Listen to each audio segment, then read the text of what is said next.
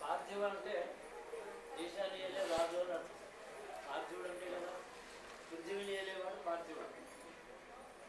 ప్రభుత్వాన్ని నడిపించేటటువంటి ప్రభు ఎవరైతే ఉన్నాడో ఈ సంవత్సరానికి ఆయన అధిపతి.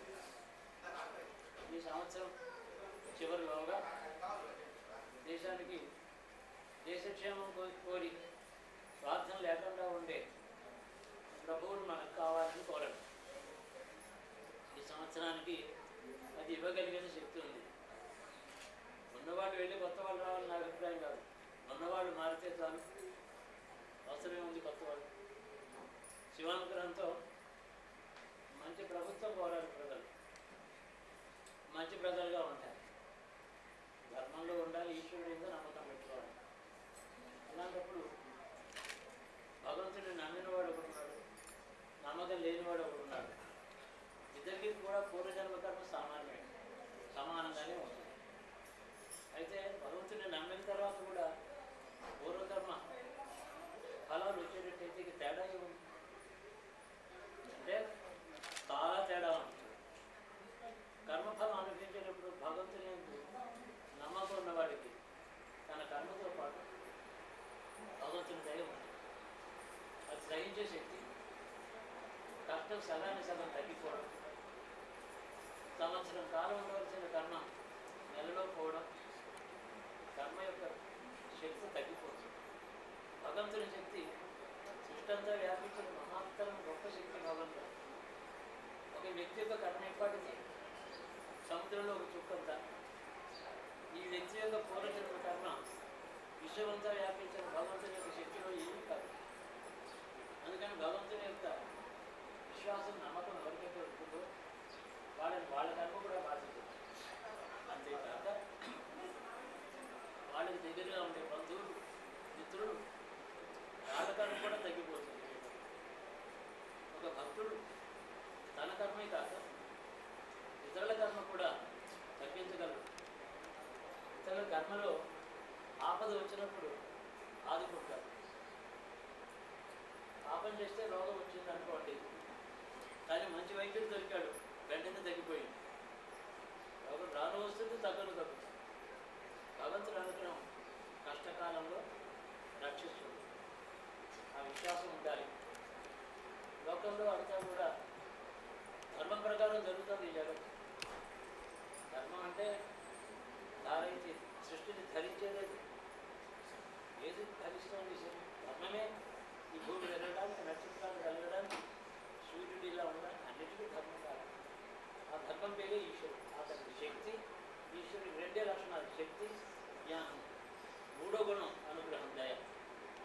ఈ మూడే ఉన్నాయి: శక్తి, జ్ఞానం, దయ. ఈ మూడును ఆయనలో ఉన్నాయి. ఈ రూపాలలో, ఈ విగ్రహాలలో, అనేక రూపాలలో, అనేక మంత్రాలతో ఏ పేరుతోనూ భగవంతుడు నమ్ముకున్న వారికి ఈ మూడు లభిస్తాయి. ఆయన జ్ఞానం వస్తుంది, ఆయన అనుగ్రహం కలుగుతుంది. ఆయన శక్తి మన కర్మ అనుభవించడానికి లభిస్తుంది. అనుభవపూర్వకంగా భగవంతుడిని నమ్మి జీవించిన వారికి తెలుస్తుంది. ఇది ఈశ్వరుడికి అనుగ్రహం ఎలా ఉంటుందని అనుభవంలో తెలుస్తుంది. ఆ తర్వాత ఆయన వదిలిపెట్టారు. అందరి యందు సమానమైన భావము, దయాక్షేమం, అందరికీ క్షేమంగా ఉండాలని ఉత్తమమైన గుణములు వస్తాయి మనిషి. భగవంతుడిని నమ్మిన తర్వాత దుర్గుణం ఉండదు, దయ వస్తుంది, స్వార్థం తగ్గుతుంది. మరి ఇప్పుడు ప్రపంచంలో ఎక్కువగా పీడిస్తుంది అహంకారం, అజ్ఞానం, ద్వేషం, స్వార్థం. దానివల్ల మనుషులు పడే బాధలన్నిటికీ కూడా ప్రపంచంలో మనుషులే కారణం. మనుషులు పొందే సుఖాలన్నిటికీ భగవంతుడు కారణం. అట్లా అనుకుని జీవించండి, మీకు ఎన్నో అనుభవాలు వచ్చాయి. ప్రతి వారికి కూడా నా లోపల ఈశ్వరుడు ఎక్కువ ఏం లేడు, నీకంతా నాకు అంతే ఉన్నాడు. ఇక్కడ నాలో ఎక్కువ ఎలా ఉంటాడు, నేను మీలాంటి వాడే కదా. కాబట్టి ఎక్కడైతే అనుభవం కలుగుతుందో, విశ్వాసం ఉంటుందో, ఎక్కడ ధర్మంలో పెడుతున్నామో, ఎక్కడ విశ్వ కుటుంబం నాదే అని అనుకుంటారు. నాకుంటే నలుగురు పిల్లల వల్ల నాకు సుఖం ఏమీ లేదు. మీరంతా నా పిల్లలైతే ఎంత ఆనందం, ఎంత పెద్ద కుటుంబం అయితే ఎంత బలం, ఎంత శక్తి, ఎంత తృప్తి. అందరి కోసం నా కుటుంబం అందరూ క్షేమంగా ఉండాలని రోజు అనుకుంటాను. ఎప్పుడు ఇస్తూనే ఉన్నాడు. చిన్న కోరికలు మనం అన్నీ, నా వాడికి పెళ్లి కావాలి, ఉద్యోగం కావాలి, పిల్లలు కావాలి, ఇవన్నీ పెద్ద కోరికలా? ఏమీ కాదు. ఉద్దరి నీళ్ళతో ఇవన్నీ వస్తాయి. మనకే కాదు, ఉద్దరి నీళ్ళు అక్కడికి వస్తే అందరికీ కూడా వస్తాయి. ఒకరికి వస్తే 100 మందికి వస్తాయి. పెద్ద మనస్సు, నిండైన మనస్సు, మంచి ప్రేమ, దృఢమైన విశ్వాసం విషయంలో ఉండాలి. మీరు ఇక్కడ చూస్తున్నటువంటి వస్తువు అక్కడి నుంచే తెచ్చుకుంటుంది ఫలం, దాంట్లో ఏం లేదు. అంతటా వ్యాపించిన ఈశ్వరుడి నుంచి అది తెచ్చుకుంది. మన కుళాయిలో నీళ్ళు వచ్చినట్టు, కుళాయిలో ఉంటే నీళ్లు ఎక్కడి నుంచి వచ్చి అక్కడ ప్రవహిస్తున్నాయి. అలాగే ఎక్కడ నుంచి వస్తుంది అది. బాగా గుర్తుపెట్టుకోండి, మీకు ఏ ఇబ్బందులు ఉండవు. సర్వేశ్వరుడి అనుగ్రహం ఈ సీమ అంతా కూడా బాగా మంచి మంగళప్రదంగా పాడి పంట, ధర్మము, దయ, దాతృత్వం, దానగుణం, పెద్ద మనస్సు అందరికీ సీమలో వస్తుంది. ఇక్కడి నుంచి సీమ ఇతర దేశాల్లో అందరూ కూడా నేర్చుకుంటారు. క్షేత్రం అంటే ఎక్కడి నుంచి జ్ఞానం బయటకు ప్రవహిస్తుందో అది క్షేత్రం. బయట నుంచి అది లోపలికి తీసుకోవాలి. క్షేత్రంలో ఉండే ఈశ్వర శక్తి 4-10 దిక్కుల ఇతరత్రా వ్యాపిస్తుంది. దానిని క్షేత్రం అంటాం. ఆ అర్థంలో ఈ సీమ ఒక క్షేత్రం. వీళ్ళు ప్రతివారు కూడా ఈశ్వరాంశే. అది బాగా మీకు చెప్పారు. చిన్నవాడి దగ్గర పెద్దవాడి దాకా వేదాలు చదవలేదు ఏం అనకండి. ఈశ్వరుడితో సంబంధం హృదయంలో ఉండాలి. శాస్త్రాలు, విశ్వాసం అది బాగా గుర్తుపెట్టు. వస్తూనే ఉంటాను నేను. నా కుటుంబం చూడడానికి నేను వస్తాను, నా ఆనందం కోసం నేను వస్తాను.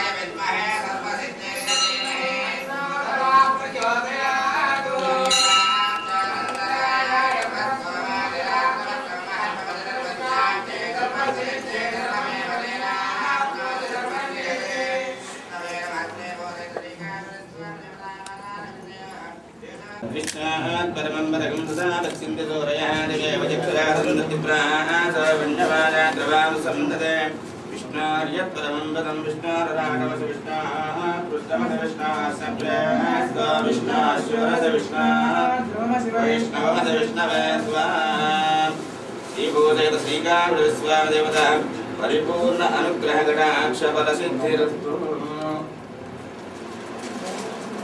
శ్రీలక్ష్మీ వల్లభారంభాం వికనో వినమధ్యమాం అస్మదాచార్య పర్యంతాం ముందే గురు పరంపరాం సాలిగ్రామశిలామారి పాపహర్విషేషిత ఆజన్మ కృత పాపానాం ప్రాయశ్చిత్తం దినే దినే అకాల మృత్యుహరణం సర్వవ్యాధి నివారణం సమస్త పాపక్షేహం విష్ణవే నమః. శ్రీభూసహిత శ్రీకాకుళస్వామి దేవతాం పాదోదకం పావనం శుభం. అంటే మేము రేపు దాన్ని ఆయనకి దండ దాన్ని చేయడానికి వేస్తానండి స్వామి.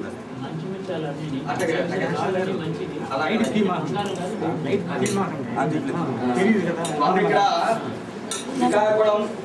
శ్రీకాకుళం రథోత్సవంలో వైశాఖ పౌర్ణానికి మనకి ఒక రోజు మాకు రథం మీద ఊరేగించబడుతుంది. కళ్యాణ విగ్రహాలకి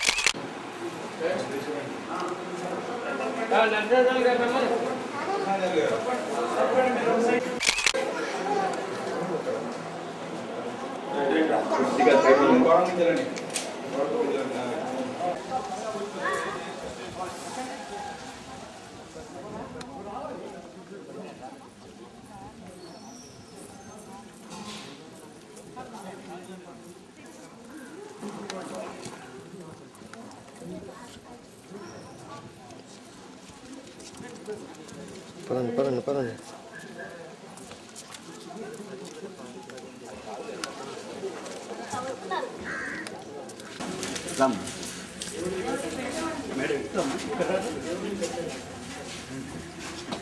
చేయబేడ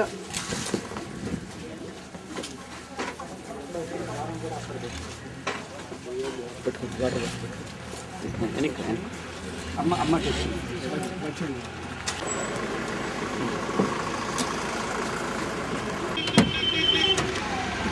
హౌసింగ్, అలాగే హైదరాబాద్ నగరంలో ఈరోజు శిల్పారామంగా పేరుగాంచిన ప్రదేశంలో కొన్ని భవనాలు, అలాగే రాష్ట్ర వ్యాప్తంగా కూడా ఈ భవన నిర్మాణంలో అత్యాధునికమైన ఈ బిల్డింగ్ పరికరాలని వాడడానికి కావాల్సిన ఒక హ్యాప్టెక్ సంస్థని వారు అప్పట్లో ఏర్పాటు చేసి రాష్ట్ర వ్యాప్తంగా కూడా దాని మీద ఒక ప్రత్యేకమైన శ్రద్ధ చూపించేవారు.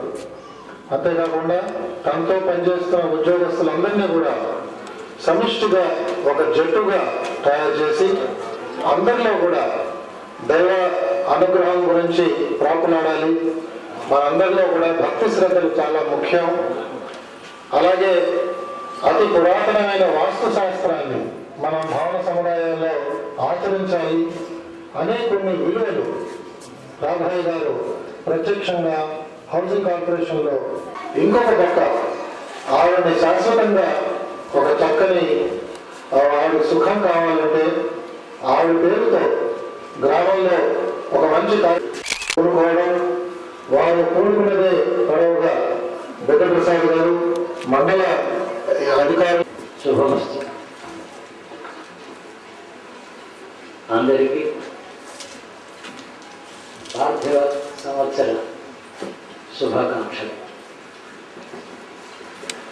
వేదిక మీద ఉన్నటువంటి శ్రీ బుద్ధ ప్రసాద్ గారు, ఎల్లు సుబ్రహ్మణ్యం గారు,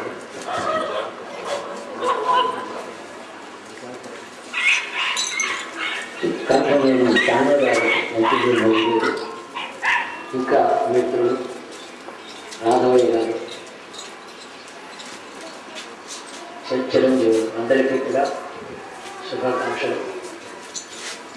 నా దృష్టిలో ఒక దేవతా ప్రతిష్ట ఎట్లాంటిదో ఒక స్కూల్ ప్రారంభం అలాంటిది, రెండు శాశ్వతమైనవి. అక్కడి నుంచి మనం వరాలు కోరుకుంటాం, దేవాలయానికి వెళ్తే వరాలు కోరుకుంటాం, చదువు కావాలి, ధనం కావాలి, ఉద్యోగం కావాలి. అవన్నీ దేవాలయంలో ఎలా లభిస్తాయో విశ్వాసం ఉన్నటువంటి వారికి భగవంతుడి నుంచి ఏ విధంగా లభిస్తాయో మంచి విద్యాశాల నుంచి కూడా అవన్నీ లభిస్తాయి. మనంతా భారతీయులు. భారతదేశం అంటే అన్ని మతములు సమాన జీవనంతో సుఖంగా జీవించడానికి, అందరికీ భేద దృష్టి లేకుండా సుఖజీవనంతో ఆత్మగౌరవంతో జీవించడానికి ఏ సంస్కృతి అవసరమవుతుందో ఆ సంస్కృతికి భారతదేశం పుట్టింది. అంతా ఒక కుటుంబాన్ని మర్చిపోవద్దు. ఈనాడు ఈ స్కూల్ భవనం ప్రారంభించడం నాకు చాలా శుభప్రదంగా ఉంది. ఇవాళ చాలా మంచి రోజు. చిరంజీవులందరూ ఎదురుగా ఉన్నారు. దీన్ని ఇంత విశాల దృష్టితో తమ కుమార్తె జ్ఞాపకార్థం శాశ్వతంగా గ్రామానికి ప్రజలకి ఉపకారం చేయాలనే దృష్టితో చేసినటువంటి ఈ సత్కార్యం ఎవరి జ్ఞాపకార్థం చేశారో ఆ జీవులకు ఉత్తమ లోకాలు ప్రసాదించడం మొట్టమొదటి ఫలం. తరువాత ఆదర్శమైనటువంటి పౌరులుగా చిన్నారులు అందరూ పైకి రావాలంటే మామూలు చదువుతో పాటు ప్రతి గదిలోనూ కొన్ని సూత్రాలు రాశారు. ఆ సూత్రాలు, ఆ మాటలన్నీ జ్ఞాపకం పెట్టుకునేటట్టయితే అవన్నీ కలిపి ఒక గొప్ప గ్రంథం. ప్రతి చిన్న విషయం అందులో ఉంది. విద్య, ఆరోగ్యం, దేశభక్తి, పితృభక్తి అన్నీ ఉన్నాయి అందులో. అందరికీ వర్తించే మాటలు అవి. ఎంతో భాస్కర్య పండితులు, ఫ్రాంక్లిన్ మొదలైన వారు రాసిన మాటలు కూడా రాశారు. మన దేశానికి సుమారు 60 సంవత్సరాలు అవుతుంది. మన భారతదేశానికి 2 ఏళ్లలో షష్ఠి పూర్తి అవుతుంది. స్వతంత్ర భారతం షష్ఠి పూర్తి అయినప్పటికీ పరిపుష్టంగా, ఆరోగ్యంగా, నిజమైనటువంటి విలువైనటువంటి రెండో భాగం జీవితం ప్రారంభమవుతుంది. మొదటి 60 సంవత్సరాలు మనిషి తన కుటుంబ పోషణ, చదువు, పిల్లలు వీటిలోనే ఉంటాడు. నిజమైనటువంటి జీవితం 60లో ప్రారంభమవుతుంది. అప్పుడు చేసే పనులు, అప్పుడు చేసే భావాలు, అప్పుడు ఆలోచనలు, అప్పుడు చేసే మాటలు అనుభవంతో కూడుకొని, మంచి బుద్ధితో కూడుకొని, త్యాగము, ధనము వీటిని అన్నిటి విలువలు దేని విలువ ఎంత ఉందో తెలుసుకునే వయస్సు. భారతదేశం షష్ఠి పూర్తి చేసుకున్న రోజు నుంచి రెండవ షష్ఠి ప్రారంభానికి అత్యంత విలువైనటువంటి విలువలను, ఉత్తమ లక్షణాలను, ప్రపంచంలో భారతదేశానికి అత్యున్నతమైన గౌరవ స్థానాన్ని ఇవ్వగలిగినటువంటి విలువలను ప్రతి భారతీయుడు అవలంబించి దేశానికి ప్రపంచంలో గౌరవం సంపాదించడం, తాను సమాజంలో రుణం తీసుకోవడం, ఈ రెండు పనులు చేయాలి. మనకి పునర్జన్మలో విశ్వాసం ఉంది. ఎందుకు పునర్జన్మ వస్తుంది? పాపంలో పుణ్యం కాదు, అవన్నీ అలా ఉంటాయి, అవన్నీ అనుభవాలు. ఎందుకు వస్తానంటే మనం ఈ లోకానికి బాకీ ఉన్నాం, రుణగ్రస్తులై ఉన్నాం. ఆ రుణం తీర్చుకోవడానికి మళ్ళీ పునర్జన్మ ఎప్పుడు వస్తూ ఉంటుంది. రుణం తీర్చుకోవడం ఎలాగా? ఒక పురుషుడు ఉన్నాము, భార్య పిల్లలకి సేవ చేసి ఆస్తి సంపాదించి వాళ్ళకి ఇస్తే సరిపోతుందా? చాలనే చాలు. అది రుణం తీర్చుకోవడమే కాదు, వాడికి జన్మ హక్కు వాళ్ళకి ఇస్తాడు.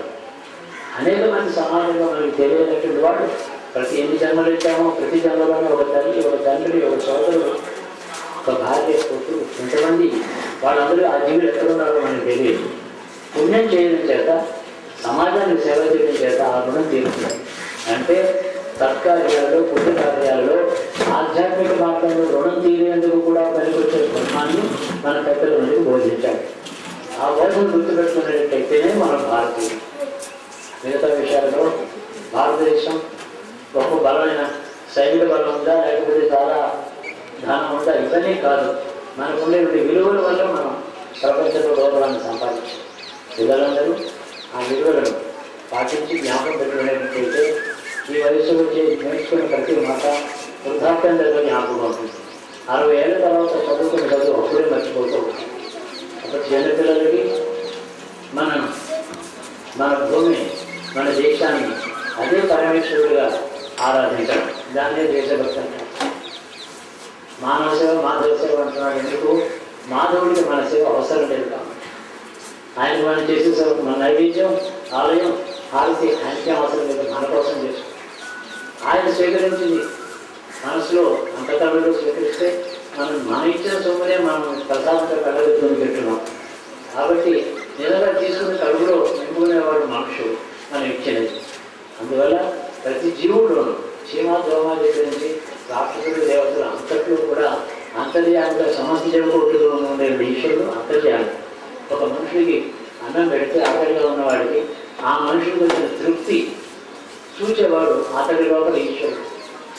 అతడి పొందినటువంటి తృప్తిని తాను గమనించి దానికి ప్రతిఫలం అన్నం పెట్టిన వాడికి ఇచ్చేవాడు ఈశ్వరుడు. ఈ విధంగా అత్యున్నతమైన విలువలు కలిగిన భారతదేశంలో పుట్టిన పిల్లలు యథార్థమైన భారతీయులై ప్రపంచంలో అత్యంత గౌరవ స్థానాన్ని దేశానికి సంపాదించడం చేత వాళ్ళు రుణం తీర్చుకుంటారు, ఆదర్శప్రాయాలు అవుతారు. అంతేకాదు భారతదేశానికి ఉజ్వలమైన భవిష్యత్తు ఒకటి ఉంది. అది మన చేతిలో, మన ధర్మాన్ని పరిపాలించడంలో, దేశభక్తిలో. దైవభక్తి కంటే దేశభక్తి ఎక్కువ ప్రధానం. దైవం మీద నమ్మకం లేని వాడు కూడా దేశభక్తితో రుణం తీర్చుకుంటాడు.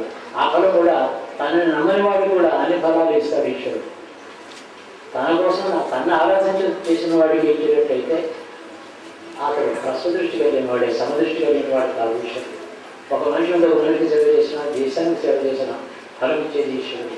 అది బాగా గుర్తుపెట్టుకునేటట్టయితే ఈ సేవ ఈనాడు మనం తిరుగుతున్నటువంటి ఈ సేవ 2150 సంవత్సరాలకు పూర్వం, 22 శతాబ్దానికి పూర్వం అత్యున్నతమైన నాగరికతలో శాతవాహన సామ్రాజ్యానికి పునాది ఇక్కడ ఉంది. ఈ శ్రీకాకుళం నుంచి ప్రపంచాన్ని ఏలారు, ఉజ్జయిని మహాపట్నం దాకా, కాశీ దాకా వెళ్ళారు. పశ్చిమ తీరం అంతా పరిపాలించారు అన్న ఆంధ్రుల వాళ్ళు. శాతవాహన వంశం, తర్వాత ఇక్కడ ఇక్ష్వాకు వంశం, తర్వాత విష్ణుగుండెల వంశం, వాటన్నిటికీ కూడా కేంద్రం ఇక్కడి నుంచే మహాసామ్రాజ్యాలు పుట్టాయి. వాళ్ళ కీర్తి ఎందుకు గొప్పదేంటంటే లోకానికి సేవ చేసి ధన్యులయ్యారు. ఈ సేవలో పుట్టినందుకు పుణ్యాత్ములని భావించి, భారతదేశంలో పుట్టడమే ఒక భాగ్యంగా భావించి ఆ ఉన్నతమైన ఆదర్శాలతో జీవించాలని మనం కోరుకోవాలి. చిరంజీవులందరికీ అటువంటి బోధ చేయాలి. సంకుచిత దృష్టి, కులమతాలు మొదలైనవి, భాషా ప్రయత్నం, ఈ సరిహద్దు అటు ఇటు ఇట్లాంటి భావాలు మర్చిపోయి ఒకే భారతదేశంలో మనం ఉంటున్నామని గుర్తు చేసేటట్టుగా పిల్లలకు ఆ మాటలు చెప్పడం, తల్లిదండ్రులు ఎప్పుడు చెప్పాలి. ఇక్కడ స్కూల్లో టీచర్స్ చెప్పాలి. అటు తల్లిదండ్రులు, ఇటు ఉపాధ్యాయులు కలిస్తేనే పిల్లలు బాగా పెరుగుతారు. ఇద్దరు సమైక్య దృష్టితో వాళ్ళ ఉజ్వలమైన భవిష్యత్తు కోసం కృషి చేయాలి.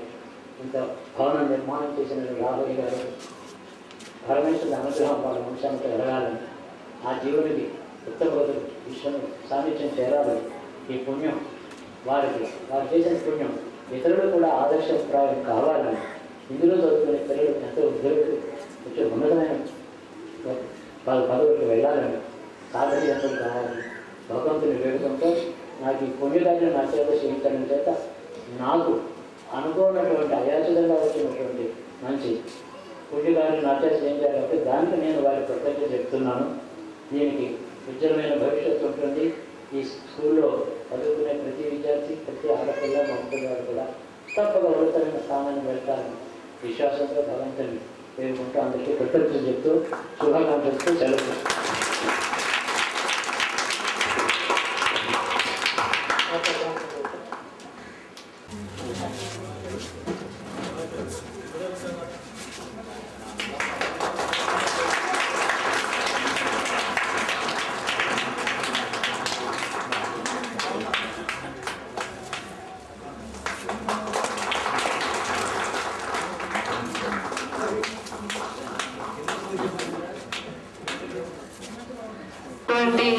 సుబ్రహ్మణ్యం గారికి, మన ఇంకోటి బుద్ధప్రసాద్ గారికి, ఇతర పెద్దలకు అందరికీ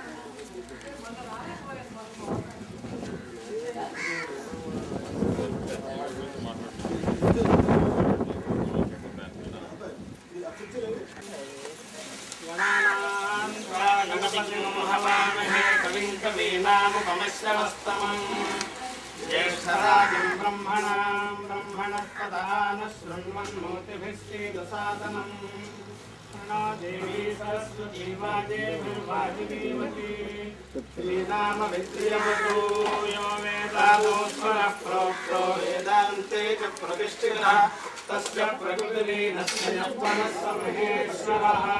श्रीमहागणाधिपतये नमः। श्रीमहासरस्वत्यै नमः। श्रीगुरुभ्यो नमः।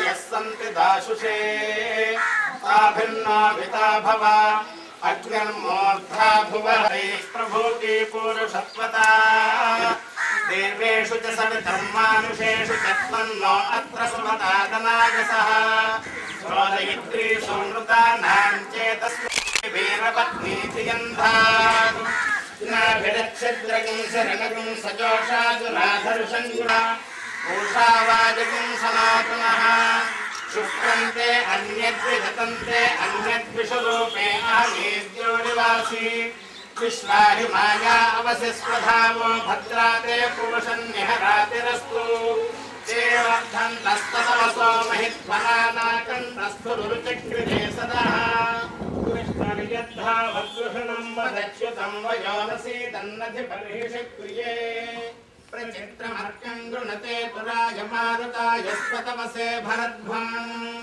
ये सहायुंस्य सहसा सहन्ते रेजते अग्ने पृथिवीमखेभ्यः विश्वे देवाः यावानः पृथिवी इमं सिद्ध्रमद्यति विस्पृशम् यज्ञं देवेषु यच्छताम् प्रभोर्भजे पितरा नव्यसेभिर्भिः कृणुद्भगुं सदने हृतस्य आनोज्यावा पृथिवी दैव्येन जनेन यातं महिमां वरोधम् अग्निग्नस्तोमेन बोधय समितानो अनर्थम् అలాగే లక్ష మల్లెపూల పూజ చేయాలి అని పూలు కూడా ఇప్పుడే వచ్చినాయి. ఆ కార్యక్రమంలో ఉన్నాం. మధ్యలో వారు గురువు గారు ఏం చేశారు, వారికి ఇక్కడ నిత్యాన్నదానం జరగాలి అనేటువంటి ఒక సంకల్పం.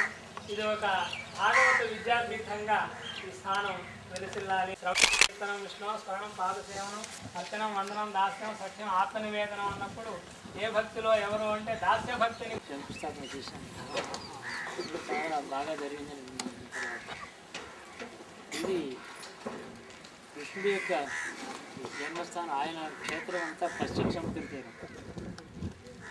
వారుగా ఆయనకి వెళ్ళిపోయిన 5 రోజుల్లోనే వెలిగిపోతుంటారు.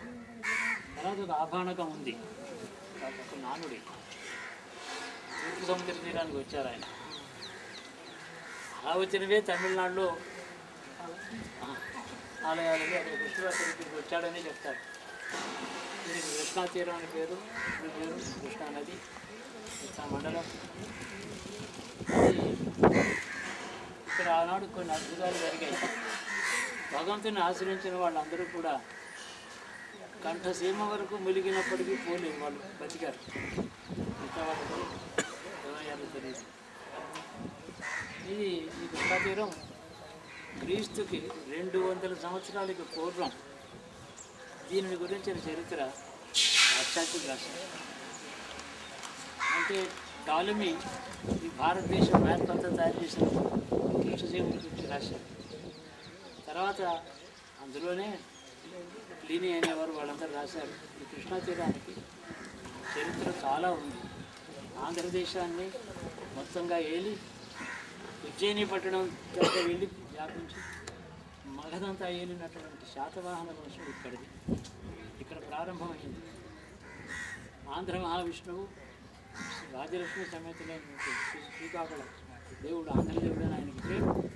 ఆంధ్ర సామ్రాజ్యం ఆయన అనుగ్రహంతోనే ఈ కృష్ణక్షేత్రం ఆనాటికి.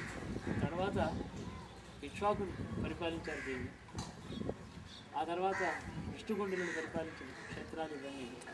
ఇక్కడి నుంచి మొదలైన రాజ్యం ఉత్తర దేశం దాకా దీనికి ఆ క్షేత్రానికి అంత శక్తి ఉంది. ఎక్కడి నుంచి ప్రారంభమైతే అనంతంగా పెరుగుతుందో అటు క్షేత్రం జీవకోటికి పెద్దమైనటువంటి సమస్త కార్యక్రమాలు చేపట్టిన రాజవంశం. ఇన్ని సంవత్సరాల తర్వాత మళ్ళీ ఇక్కడికి రావడానికి నాకు వీలైంది. నాకు చాలా భాగ్య విశేషంగా ఉంది. నాకు ఆంధ్రులైన వారు గొప్పవారు ఇక్కడ కుటుంబం ఉంది. తడుగొప్పలు వాళ్ళు తీసుకుంటారు. నిత్యం బుద్ధప్రసాద్ గారు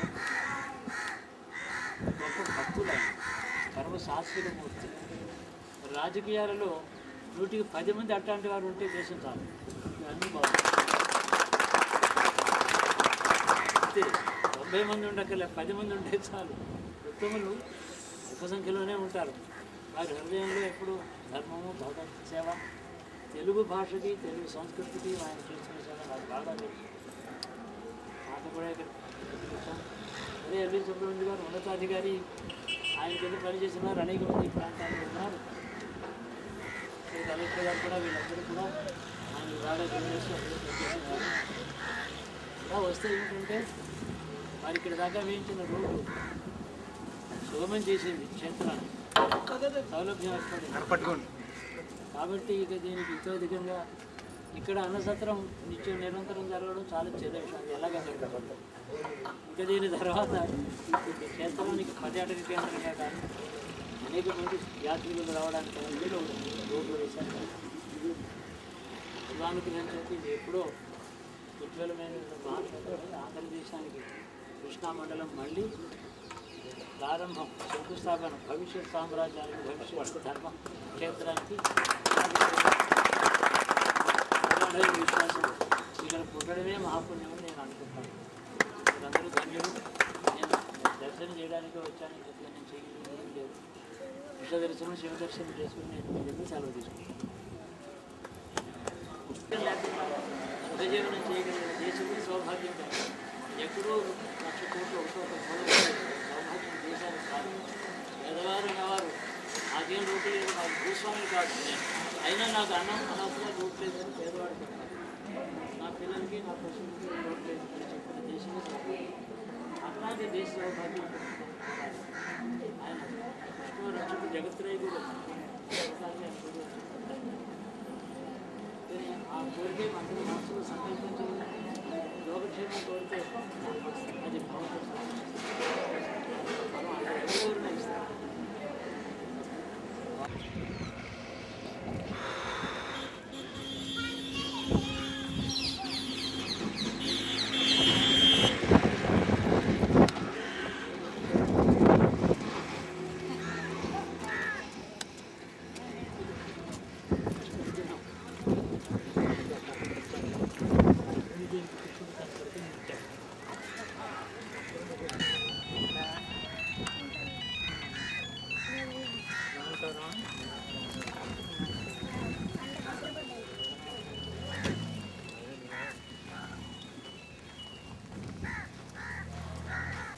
తాతయ్య మా అమ్మ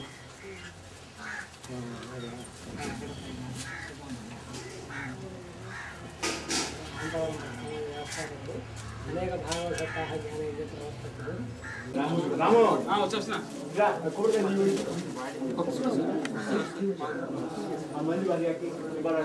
పెట్టలేదు,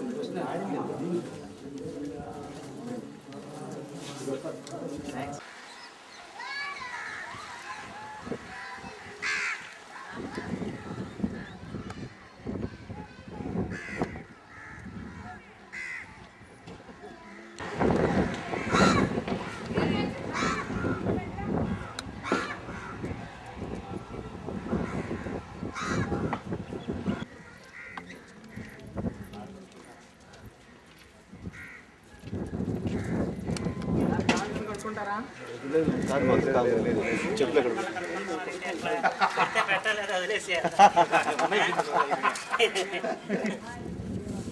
కూడా వదిలేసేయాలి కదా. ధూళి దర్శనమని కాళ్ళు కట్టుకోవడం పిచ్చల వాడ మీద దేశం అంతా పంపటి పెట్టాడు అక్కడ కాళ్ళు కట్టుకొని అక్కడ గుళ్ళోకి ధూళి దర్శనం కట్టుకోకుండా రావాలి గుళ్ళోకి. తెలియదు ఆచారాలు ఎవరికి.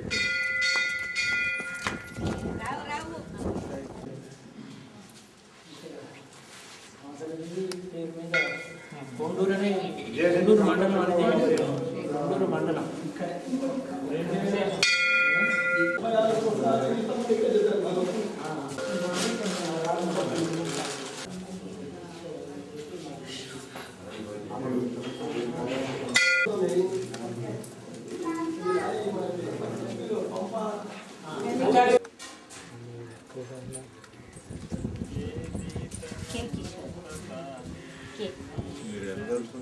सुवर्णस्य हिरण्यस्य जन्म एवं सुवर्णस्य हिरण्यस्य जन्म वेद सुवर्णात्मना भवति लक्ष्मी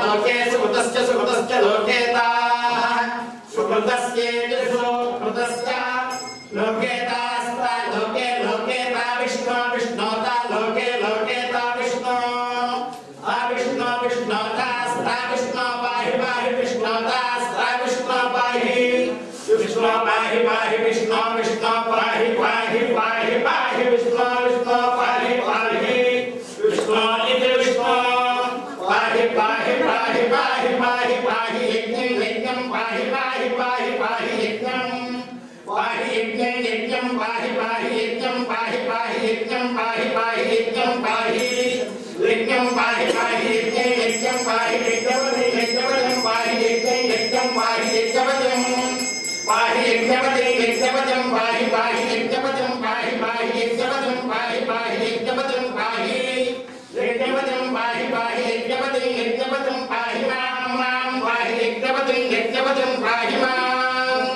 यज्ञपतिमिति यज्ञपतिं पाहि मां पाहि मां यज्ञनियं मां पाहि मां यज्ञनियं मां यज्ञनियं मां यज्ञनियं यज्ञनियमिति यज्ञनियं आशास्ते यजमानः तस्मै देवारासन्तां तदग्निर्देवो देवेभ्यो वदते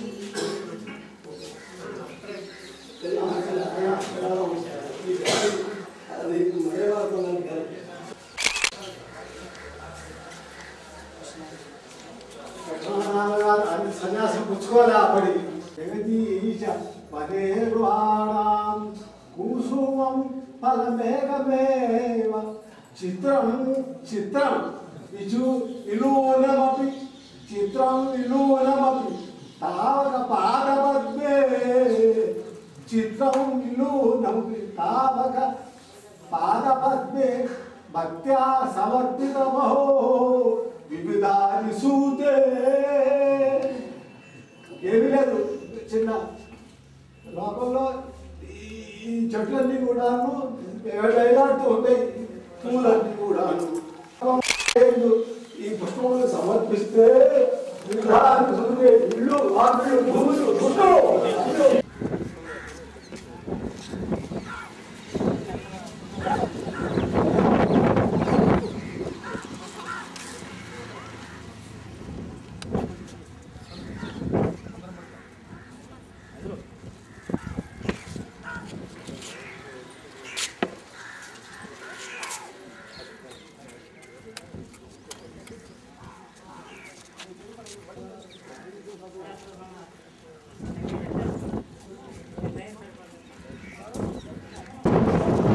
చూస్తున్నారు వస్తాయి. ఫోన్ టైం అయితే వచ్చేస్తే 4 నిమిషాలు వస్తాయి. ఆకులు వస్తుంటాయి ఇక్కడికి.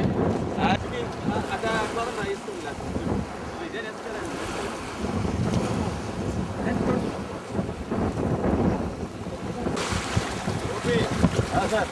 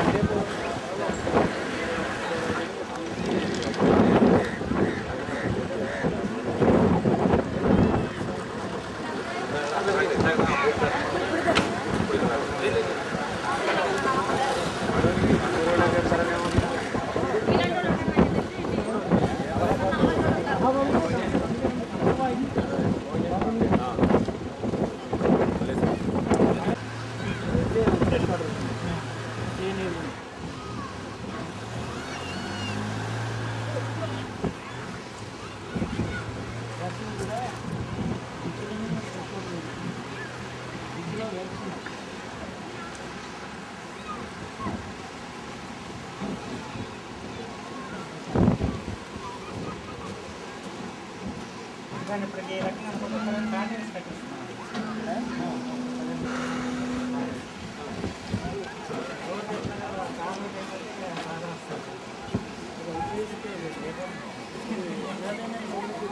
ఇదంతా అన్నీ నుంచే వాళ్ళ కట్టినాలు అలా కూడా మంచిగా బాగా చేసిన పరికారం తర్వాత కట్టినాలన్నీ మన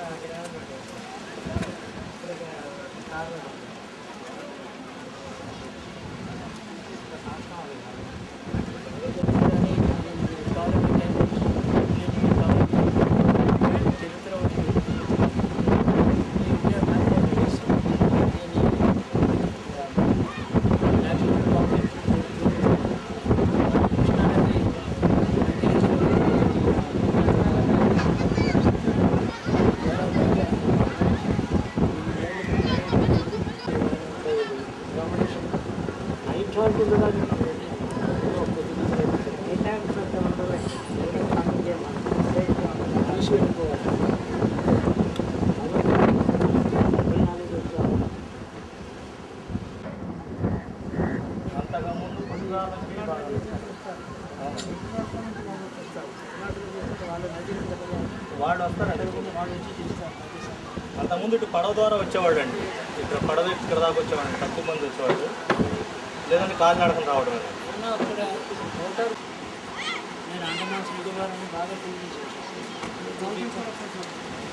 ఈవినింగ్ ఈ టైంలో వస్తాయి. ఒక గంట అయితే డాల్ఫిన్స్ వస్తాయి ఈ ప్లేస్లో, ఈ సంగమం ప్లేస్లో వస్తాయి.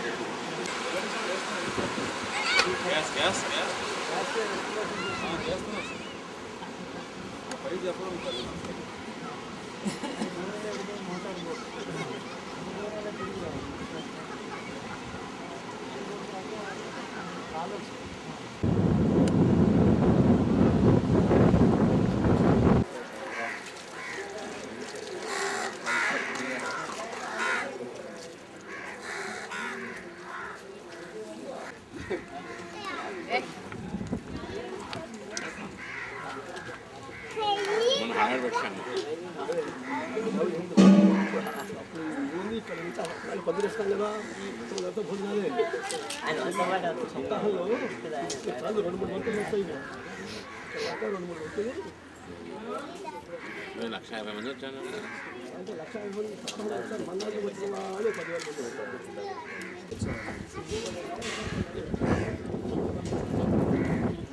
మేడం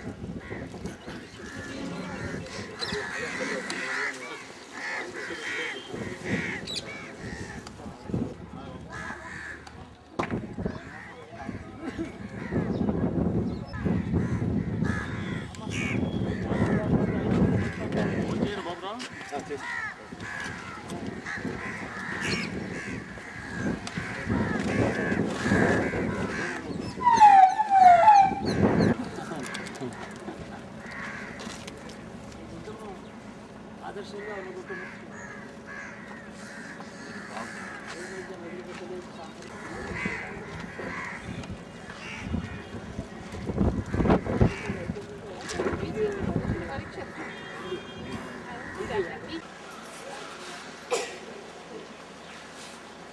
నూతన సంవత్సర శుభాకాంక్షలు అందరికీ చెప్తున్నాను.